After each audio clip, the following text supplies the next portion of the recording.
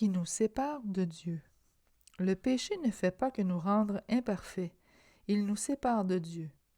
On ne peut obtenir la résurrection sans repentance, ni le salut sans le sacrifice de la croix.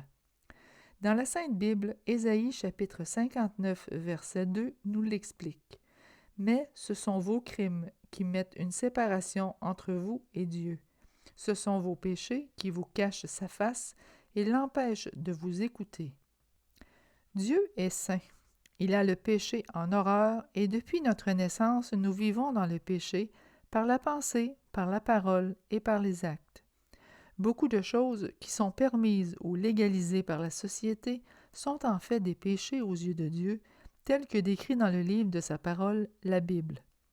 Sans en faire ici une liste détaillée, il y a bien sûr le mensonge, le vol, l'infidélité, la cupidité, la débauche, l'homosexualité, la pornographie, l'impudicité, le meurtre, l'idolâtrie, le fait de se travestir, la voyance, la magie, la nécromancie et la perversion.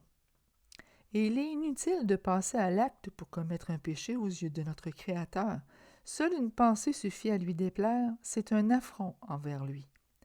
Mais Dieu est amour, et voyant que suite au premier péché qu'Adam a fait entrer dans le monde, nous étions perdus, séparés de lui, il a trouvé un moyen de nous venir en aide.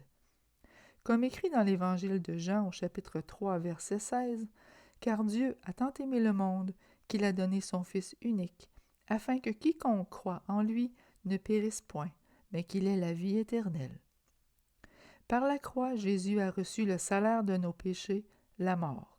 Sur cette croix, après un traitement violent et inhumain, il est venu accomplir les Écritures de l'Ancien Testament et sauver ceux qui ont foi en lui, se repentent de leurs péchés, se détournent de ce qui déplaît tant à Dieu le Père. Par la foi en Jésus-Christ, nous avons enfin accès au Père. Puisqu'il ne voit plus nos péchés, il voit son Fils qui les a expiés en versant son sang sur la croix. Et toi, si tu devais mourir demain, et qu'aux portes du paradis on te demande pourquoi on te laisserait entrer, que répondrais-tu? Parce que tu as été une bonne personne? Parce que tu es allé à l'église tous les dimanches? Parce que tu as été fidèle à ton conjoint ou ta conjointe? Parce que tu n'as pas fait d'abus? Parce que tu as aidé ton prochain lorsque possible? Tout cela représente de bonnes actions, mais ce n'est pas la clé pour entrer au paradis. Comme le dit l'Évangile de Jean au chapitre 14, verset 6, Jésus lui dit « Je suis le chemin, la vérité et la vie. Nul ne vient au Père que par moi. » Aussi, au chapitre 10, verset 9 du même Évangile, on lit Jésus qui dit « Je suis la porte. Si quelqu'un entre par moi, il sera sauvé. Il entrera et il sortira, et il trouvera des pâturages. » C'est donc Jésus-Christ la seule clé pour la vie éternelle.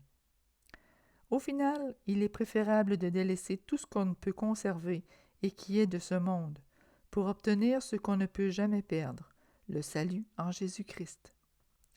Laisse Jésus être le maître de ta vie. Laisse-le te donner la paix que tu cherches dans ce monde déchu et corrompu.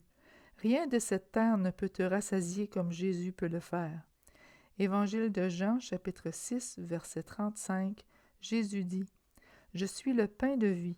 Celui qui vient à moi n'aura jamais faim, et celui qui croit en moi n'aura jamais soif. » Dieu vous bénisse.